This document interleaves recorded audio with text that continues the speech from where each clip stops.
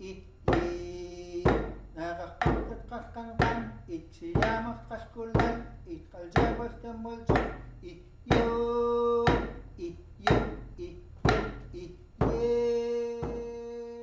Tobacco is the leading cause of preventable death and disease, and in a world where drugs like crystal meth and heroin often take center stage, the lethal nature of tobacco is often downplayed or ignored. Smoking is a deadly addiction that has the potential to cause grief and loss to the smoker's family and loved ones.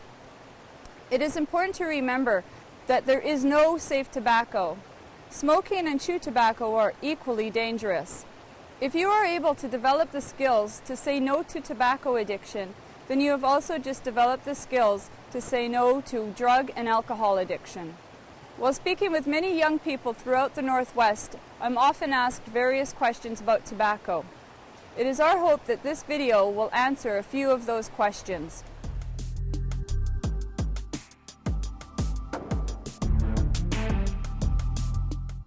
So one of our basketball practices, we got together, and one of my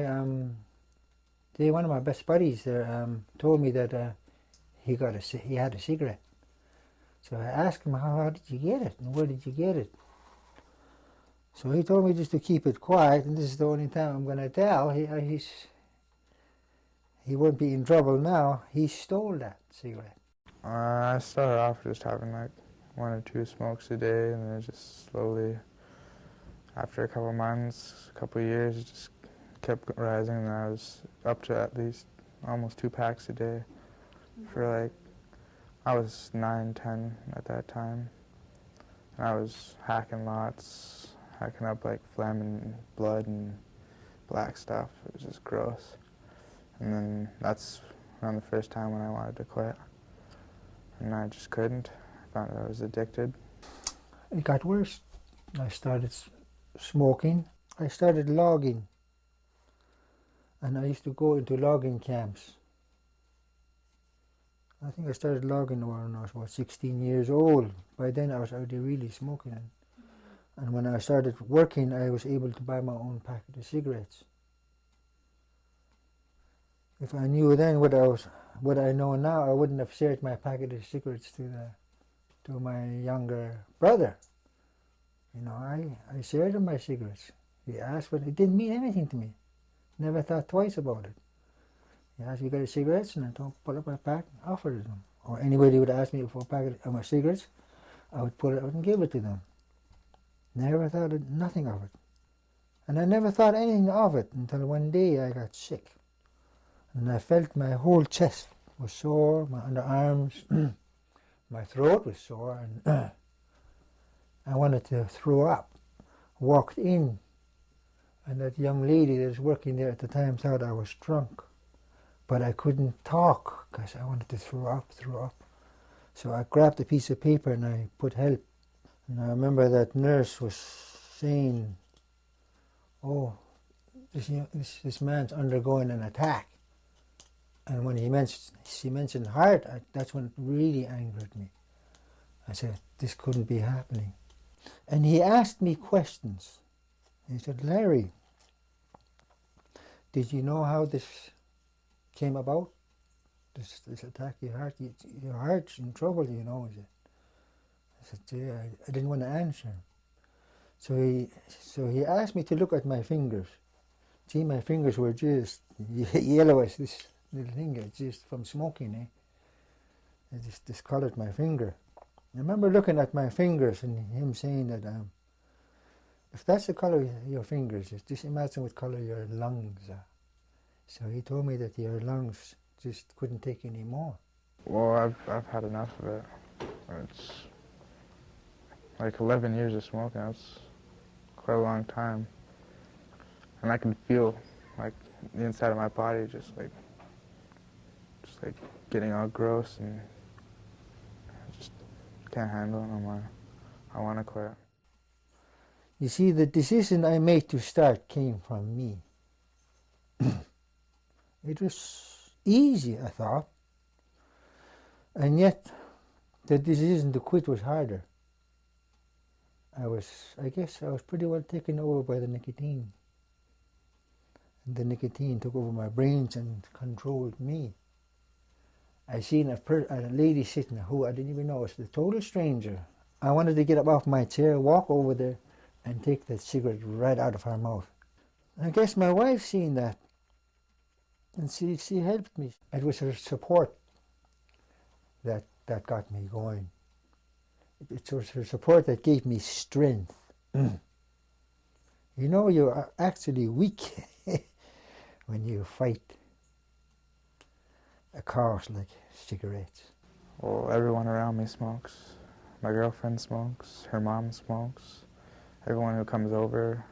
Like, my house is like a gathering place. Everyone comes over, smokes all the time. But the decision for me to start came from me. And the decision to quit had to come from me.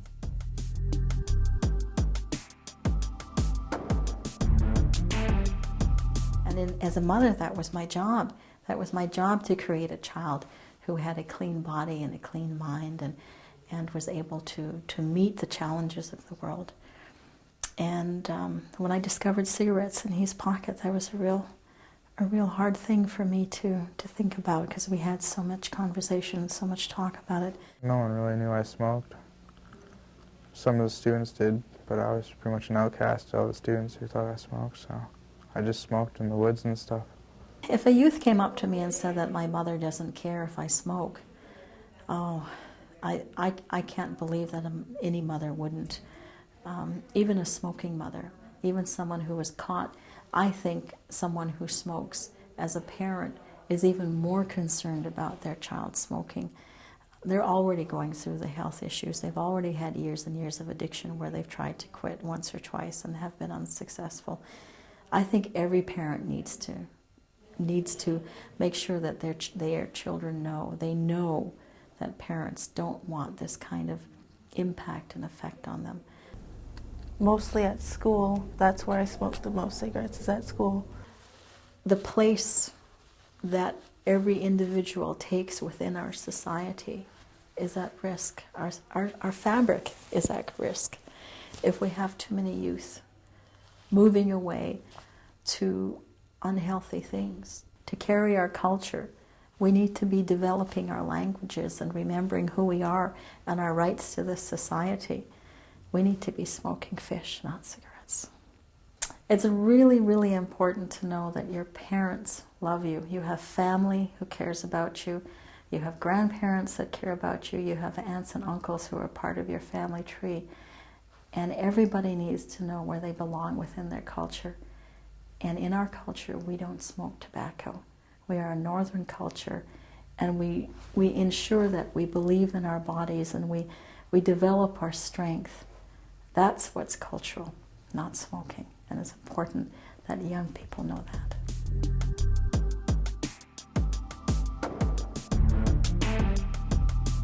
We have our kids trying to play soccer and stay healthy and practice a healthy lifestyle. Well, at the same time, we have parents a few feet on the sidelines smoking cigarettes. So it's about role modeling, I think. For us who volunteer coach, parents who bring children to soccer, to act as role models and live that healthy lifestyle. And I think by making our soccer fields smoke-free zones, soccer is about an hour a day, 2 times a week. Put out the cigarette for a couple of hours a week. And what we're trying to do this year is to keep that area smoke-free, so people who walk into the Civic Center can, do it freely and not have to go through that smog of cigarette smoke. There was just so many holes in my arm that they couldn't find a vein, and they had to get creative they were called butterfly needles, and putting those needles into my arms, and they had to, I think a few times they went through my leg to put the chemo in. And that was 1 week straight, 7 days straight, finding needle holes for my arms and my legs, and the kids in the cancer clinic have to go through that. And some were worse off than I was. I wouldn't wish what I had to go through on anybody. It took 6 months out of my life, and it was painful with the chemo and the radiation and all the needles. I must have had about at least 1,000 needles in that 6 months. And to the children that had to go through that, it hurt to see it. And they inspired me to go on. And what I'm trying to do is trying to make a bit of a difference so that children don't have to go through by taking in the secondhand smoke. And you know, we don't want our kids to go through what some of us have gone through.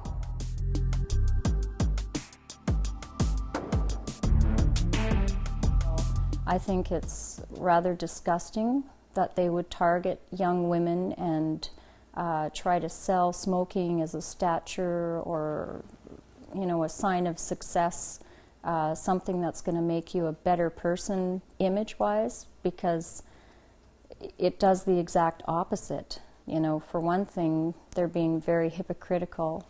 You know, they're lying right out to the younger generations about smoking. They've hidden so many terrible things, diseases and side effects and everything from the public for so many years. To think that they could still get away with it in this day and age just makes you sit back, or makes me sit back and think, you know, how stupid do they think we are? To most of the women that I talk to or hang around with, it shows more of a weakness than a strength, rather than what the company's trying to advertise with. We're looked up to a lot more by the younger generations. If I see a young female smoking, I automatically think, you know, I wonder what's troubling her and why she's so insecure that she needs to hide behind a cigarette. Myself, I just really don't see how smoking, young females smoking, is attractive in any way. Smoking does not make you cool at all. No, it makes you weak, old, and wrinkly, and sick. I mean, you start smoking a half a pack, you know, or 10 cigarettes, a couple cigarettes, then you're up to half a pack, then you're at a whole pack. And gradually you're increasing the amount that you're smoking, and you're realizing, or you're getting more and more addicted. But like I said, at the time that it happens, you don't realize you're getting addicted till it's resorted to going through ashtrays, and then the light bulb goes on, hey, I think I'm really addicted to this stuff. Around when I was about 11, 12, my parents were smoking, and I seen older kids doing it, you know, the cool people. And I tried it, and I don't know, it just stuck with me. To give an example what a nic fit is, or you're craving the nicotine, I would count the cigarettes at the end of the day to make sure I had one for the next morning. And if you didn't have any cigarettes, you'd run out at, say, 11 o'clock midnight to the store to make sure you had cigarettes in the morning. It's something that you need. And it's like you lose control of your body because you know that you're going to need this substance. Otherwise, you're going to just go crazy. You want the cigarette. One of the things that I remember as another reason for not smoking is in the morning, I'm going through an ashtray of butts, cigarette butts. And I'm getting cigarette butts and getting the tobacco out of the butts to roll up enough tobacco in some paper, tobacco paper, to have a cigarette. And when I did that, my hands are filthy with the tobacco, or the ashes, and it's stinking. And I'm thinking, what have I resorted to here? I'm going through ashtrays to have a cigarette. Something is not balanced here. It's getting a little out of control. And that's what happens. It got out of control. The nicotine or the cigarettes were taking control over me and my decisions and my life, basically. It gets really hectic sometimes. I get bitchy, or I'm really shaky, and I just want to tear somebody's head off. Now, smoking for like 8 years, it's starting to get to me. Like, I'm always sick, and I can't stop coughing when I want to, things like that. I had a date when I was going to quit. We said, and that was it led up to about a week before. And we let all our friends know that this is what we were going to do. We got rid of ashtrays in the house, and let all her friends and family know. I threw my cigarettes away, you know, and set a date and prepared myself to quit. I realized that when I was smoking was when I was maybe a little bit stressed or a little bit bored and that type of thing. So I would do other things instead of having a cigarette. I would go outside for a walk in the evenings, like if I was feeling like a little agitated, or I'd have a nice warm bath to relax. I chewed a lot of cinnamon hearts and you know, sunflower seeds, that type of thing. I had bags and bags of sunflower seeds or cinnamon hearts, just something always in my mouth, and prepared myself that way to have a substitute instead of always having the cigarette in my mouth. Usually like chew gum and stay away from people that are smoking. That's the worst part.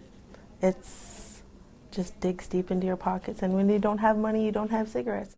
Pack your bags, get prepared. Like every time that I would start and stop, I learned more about how I was going to quit, because I looked back and saw, well, this triggered me and I started smoking again.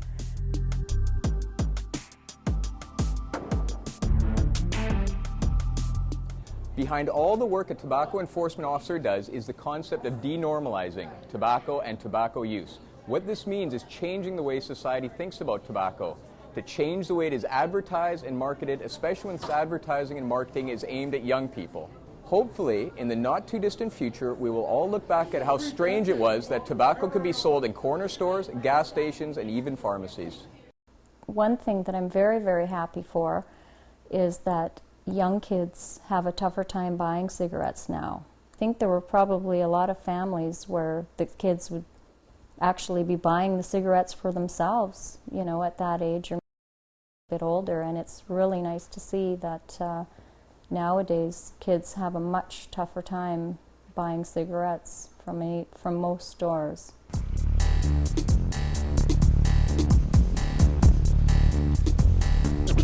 Okay, we've got 4 stores in the mall, one over there, one over there. Here's the buy money. The Tobacco Enforcement Program is funded by the Provincial Ministry of Health and by Health Canada.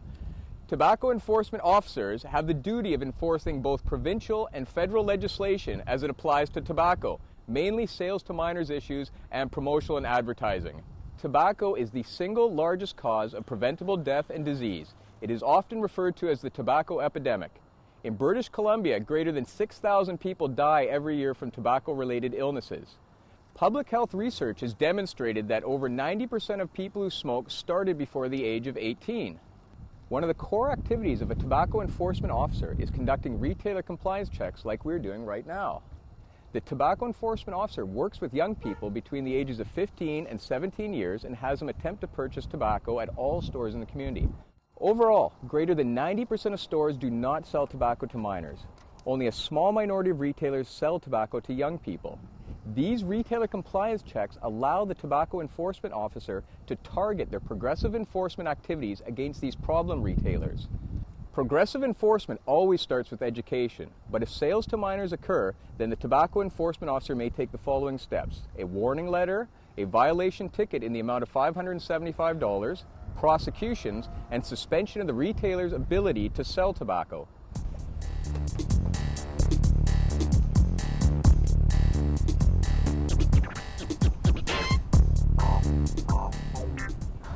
There was one sale. Well, that's too bad. Okay, here's your paperwork. Can you go fill it out? Thank you.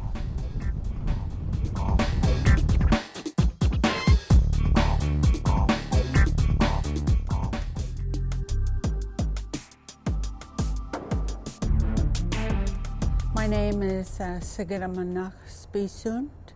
I am a Simshan Lachgibu of the Kitsum Kalam, and I've been invited here to talk about the effects of tobacco on our traditional and in our culture.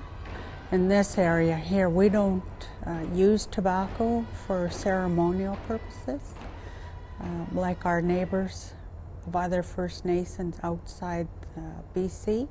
We don't use traditionally use tobacco as our sacred ceremonial. For our culture to survive, like we have three methods in which we learn. We learn from observation, you know, what we actually see, and what we hear, and what we actually practice. And the teachings that we've had throughout our lifetime are from our parents, our grandparents, and other tribal mentors. And from what I have seen over the last while, we are losing our leaders, and we're losing them not at an old age, but you know, they're leaving before their time, and it is all because of the illnesses. If our leadership are leaving without having that opportunity to teach their successors, then when they leave, they take everything with them, the culture, the traditions, and the practices. So our leadership, you know, even today in the 20th century, you know, lack the knowledge base that they should really have. Times change, but the rules of Tsimshian, your heritage never changes. You know, will be a memory one day. Oftentimes, young people will say to me that smoking is their choice and they're not hurting anyone but themselves. I would say that they are only half right. Smoking is a choice that they make. However, the consequences of smoking affect them, their families, their community, and their culture. The choice you make today will affect your future spouse, your future children, and your community and culture. If you do choose to become a smoker, and you become a victim of tobacco-related illnesses such as lung disease, heart disease, and emphysema, then you may die early. And if you die young, your culture will also die with you. Please remember that the choices we make today will have a ripple effect on those around us.